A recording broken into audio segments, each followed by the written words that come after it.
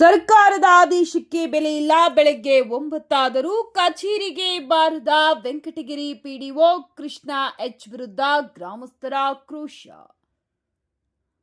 ಜನಸೇವೆಗೆ ನೇಮಕವಾದ ಅಧಿಕಾರಿಗಳೇ ಸಾರ್ವಜನಿಕರನ್ನ ಅಲೆದಾಡಿಸುವುದು ನಾಚಿಕೆಗೇಡಿತನ. ತಕ್ಷಣ ಕಠಿಣ ಕ್ರಮಕ್ಕೆ ಆಗ್ರಹ.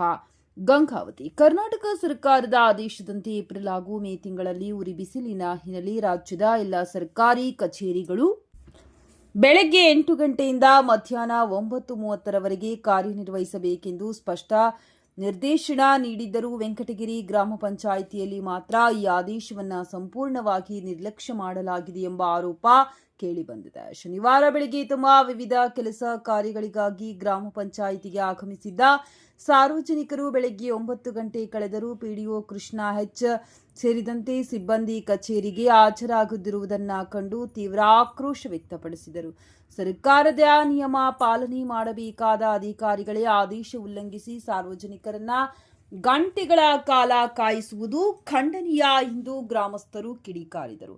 ಸಂಬಳ ಸರ್ಕಾರದಿಂದ, ಸೇವೆ ಜನರಿಗೆ. ಆದರೆ ಇಲ್ಲಿ ಜನರ ಸಮಯಕ್ಕೂ ಗೌರವ ಇಲ್ಲ, ಸರ್ಕಾರದ ಆದೇಶಕ್ಕೂ ಬೆಲೆ ಇಲ್ಲ. ಅಧಿಕಾರಿಗಳ ಈ ನಿರ್ಲಕ್ಷ್ಯ ಜನರ ಶಾಪಕ್ಕೆ ಗುರಿಯಾಗುವಂತದ್ದು ಎಂದು ಸ್ಥಳೀಯ ನಿವಾಸಿ ಟಿ ಮಹೇಶ್ ನಾಯಕ್ ಆಕ್ರೋಶ ವ್ಯಕ್ತಪಡಿಸಿದ್ದಾರೆ. ಗ್ರಾಮ ಪಂಚಾಯಿತಿ ಪಿಡಿಒ ಶ್ರೀಕೃಷ್ಣ ಎಚ್ ಅವರಿಗೆ ತಾಲೂಕು ಪಂಚಾಯಿತಿ ಕಾರ್ಯನಿರ್ವಾಹಕ ಅಧಿಕಾರಿಗಳು ಹಾಗೂ ಜಿಲ್ಲಾಧಿಕಾರಿಗಳು ತಕ್ಷಣ ಎಚ್ಚರಿಕೆ ನೀಡಿ ಕರ್ತವ್ಯ ಲೋಪದ ವಿರುದ್ಧ ಕಠಿಣ ಕ್ರಮ ಕೈಗೊಳ್ಳಬೇಕು. ಇಲ್ಲವಾದರೆ ಸಾರ್ವಜನಿಕರ ಅಸಮಾಧಾನ ಮತ್ತಷ್ಟು ಹೆಚ್ಚಾಗುವ ಸಾಧ್ಯತೆ ಇದೆ ಎಂದು ಒತ್ತಾಯಿಸಿದ್ದಾರೆ.